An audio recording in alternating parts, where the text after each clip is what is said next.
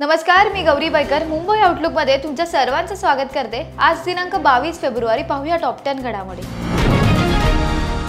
देशाच्या राजधानीत सध्या अखिल भारतीय साहित्य संमेलन हे सुरू आहे। काही लोकांचा अट्टहास असतो राजकारण्यांसोबत त्यांना संमेलन करायचं असतं, परंतु माझी अपेक्षा राजकारण्यांशिवाय संमेलन करावं अशी आहे। महाराष्ट्रावर, मराठी माणसावर, देशावर अडचणी आल्या तेव्हा कोणत्याही मराठी साहित्यिकांनी भूमिका घेतली नाहीये, साहित्यिकांनी भूमिका मांडल्या देखील नाहीये, असा प्रहार ठाकरे गटाचे नेते संजय राऊत यांनी साहित्यिकांवर केला।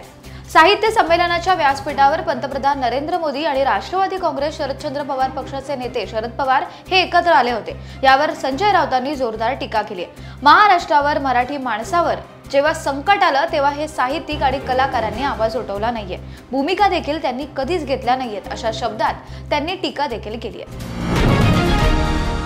महाराष्ट्राच्या राजकारणात महत्त्वाच्या घडामोडी घडताना सातत्याने दिसतात। उपमुख्यमंत्री एकनाथ शिंदे यांच्या नेतृत्वाखालील शिवसेनेचे नेते आणि राज्याचे उद्योग मंत्री उदय सामंत आज सकाळीच राज ठाकरेंच्या भेटीसाठी शिवतीर्थावर दाखल झाल्याचं पाहायला मिळालं। यामुळे अनेकांच्या भुवया देखील उंचावल्या।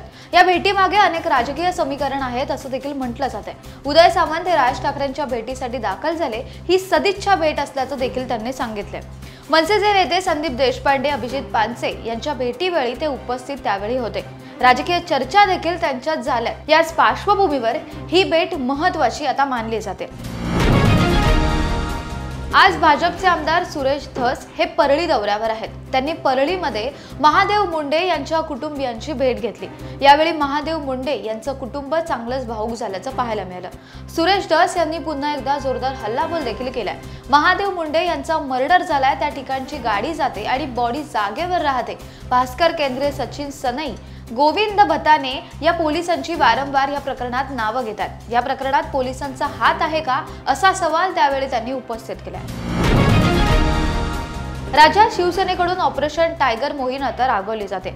या मोहिमेत अनेक नेते आणि पदाधिकारी शिवसेनेत सहभागी होताना दिसतात। कोकणात शिवसेना उभाटाला एकनाथ शिंदेंच्या शिवसेनेने जोरदार धक्का देखील दिलाय।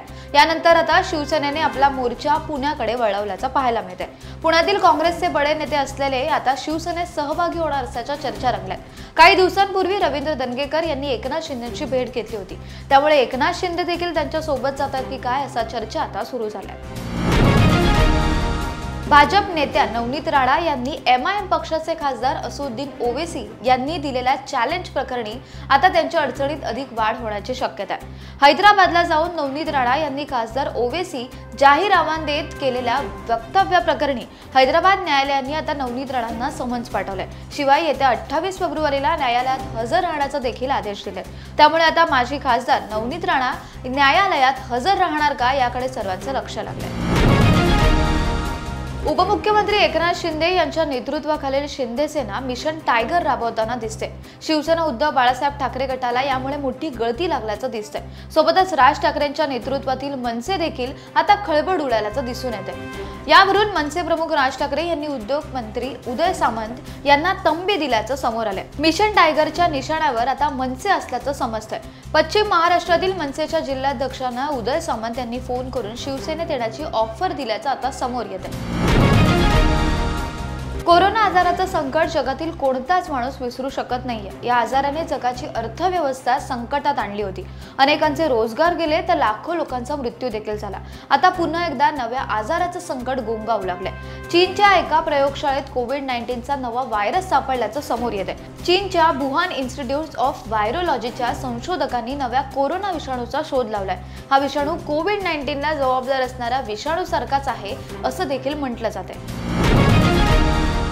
छत्रपती संभाजी महाराजांची बदनामी कोणी केली यावर खासदार अमोल कोल्हे यांनी वक्तव्य केले। काही दिवसांपूर्वी छत्रपती संभाजी महाराजांविषयी चुकीची माहिती प्रकाशित करण्यात आली होती। यानंतर अनेक प्रश्न उपस्थित करण्यात देखील आल्याचं म्हटलं जाते। विकिपीडियाच्या मागे नेमकं काय शिजतंय यावर अमोल कोल्हे यांनी भाष्य करत हे षडयंत्र आहे का, जर हे षडयंत्र असेल तर याची मूळ कुठे जातात, आधी सुद्धा हे प्रयत्न अशाच पद्धतीने केले होते, अशी टीका अमोल कोल्हे यांनी केली आहे।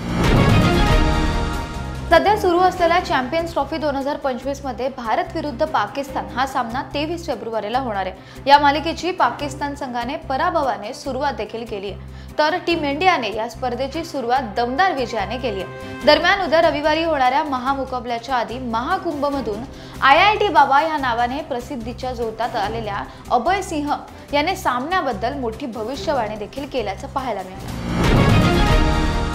कोट्यावधी PF ग्राहकांसाठी एक आनंदाची बातमी आहे। आता त्यांना PF खात्यातून पैसे काढण्यासाठी जास्त विचार करावा लागणार नाहीये। ते UPI द्वारे PF चे पैसे काढू शकतात। सरकार अशी प्रणाली तयार करण्याचं काम करते ज्याद्वारे सदस्यांना UPI प्लॅटफॉर्मच्या मदतीने निधी सहजपणे हस्तांतरित करता येणार आहे। EPFO ने या संदर्भात एक ब्ल्यूप्रिंट तयार केल्याची माहिती देखील आता समोर आली आहे।